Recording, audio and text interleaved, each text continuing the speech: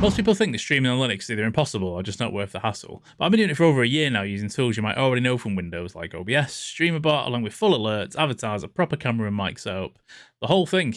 So in this video, I'm going to show you exactly how my setup works, what I use, what was surprisingly easy and what still kind of sucks. But if you're thinking about streaming on Linux or switching to Windows, this is everything that I wish I knew when I first started.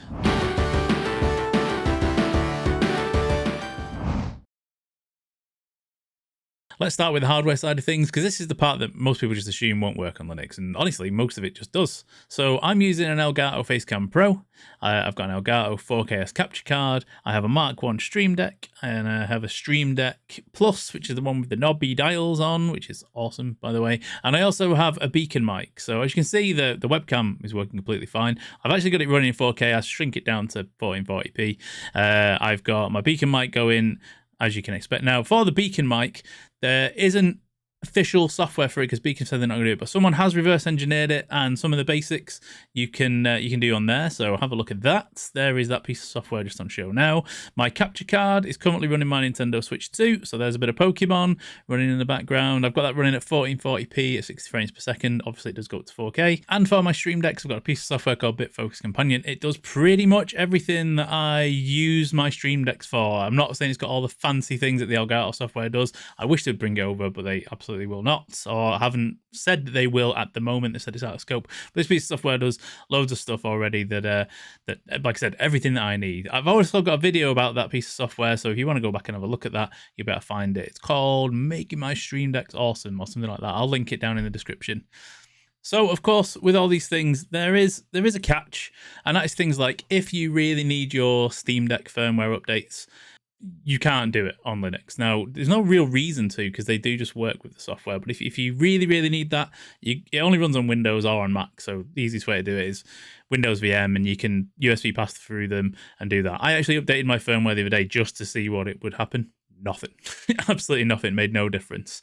Also the same for the beacon mic. So if you want profiles, because the beacon stuff has profiles on it, or if you want to update the firmware on this again, Windows VM is the only way you can do it. But you can change all the settings on this beacon mic in the app. The same with the Facecam and the same with 4K. You know, the software isn't there from Elgato officially. So again, firmware updates, you'd have to do it on there. It works perfectly day-to-day on Linux, and there is some open source software, as like I've just shown, that gives you, I wouldn't even say basic controls, gives you quite a lot of controls over this stuff.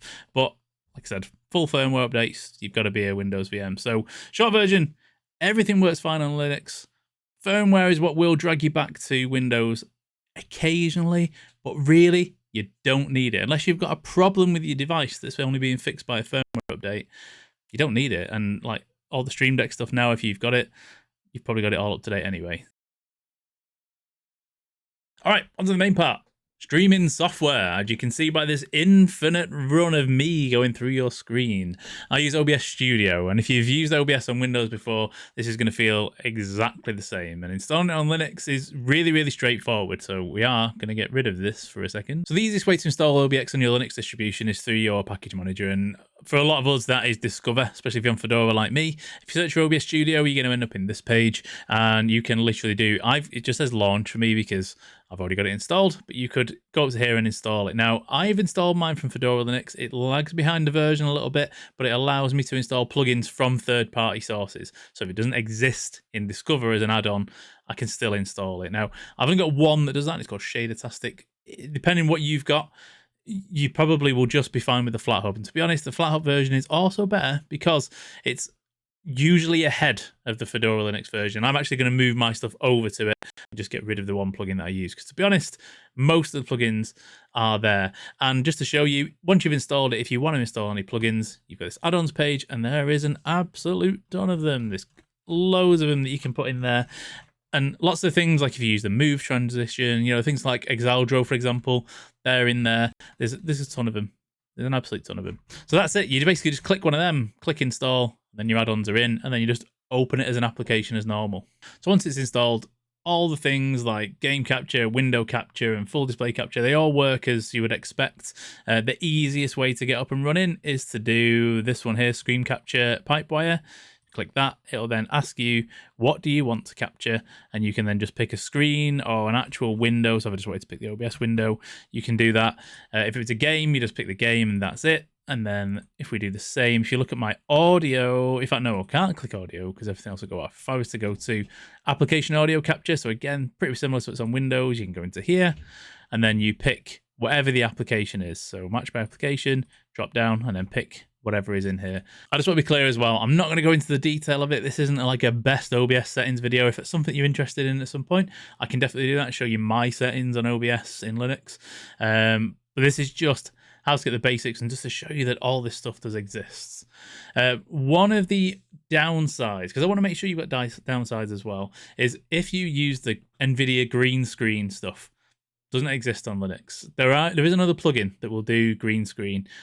It's pretty bad. It's pretty bad. It'll like silhouette around you and stuff. And I just don't bother. And to be honest, before I switched over to Linux, I'd already gone to showing my background because people are more interested in seeing it.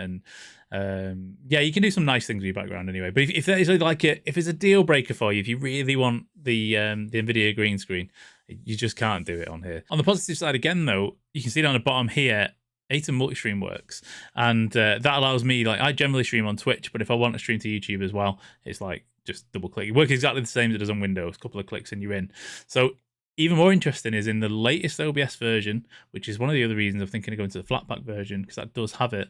They're actually putting their own multi-stream support in, so you probably won't even need the ATEM stuff.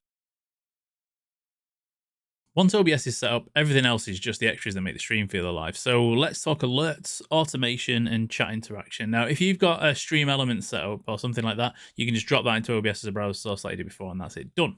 If you're like me and you want something a bit more in your control, let's say, I use Streamer.bot, and Streamer.bot is absolutely awesome. You will see here that this is full Streamer.bot. So there's a lot of things on the internet about Streamer.bot not working very well on Linux. It works exactly the same as Windows. There were issues on the previous version, but in the version 1, the one that's all black like you see in here, it's great. Everything groups up. There was a bug on the old one where things didn't group together. But yeah, I've got loads of actions you can see here. So I've got things that are linked to channel points for like changing the cam effects so it does different things. I've got all my Twitch notifications all set up here.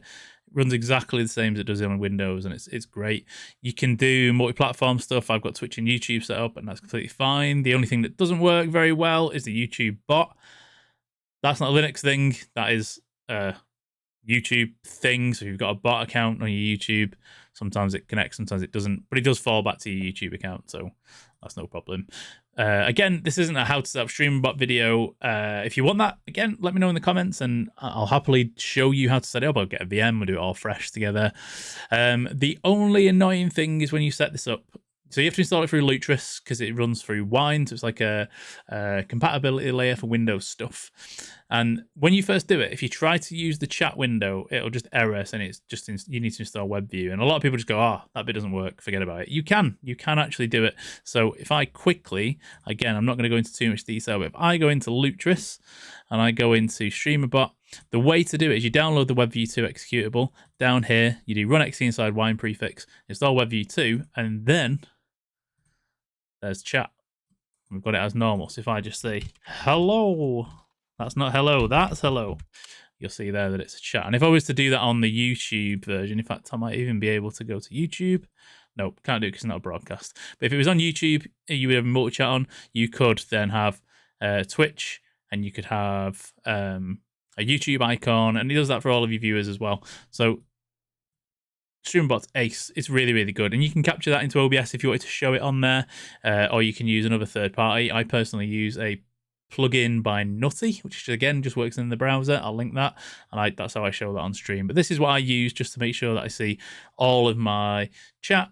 Any alerts that I miss, I can see them in here because they'll all be listed. There is an events tab, but this all will show you absolutely everything. Another thing I use is called Stream Avatars. So this is an application that you can buy on Steam. So it just runs perfectly out of the box. What this will do, if you've ever been on my stream, you'll see this. So I'm on my streaming scene inside OBS. If I press connect, I'm going to get this horrible green screen here because basically I green screen it and then I tell it to ignore the green. I'll just basically green screen it out via the software. But if I do that, and then now I make sure my stream avatars is capturing that page. So there we are.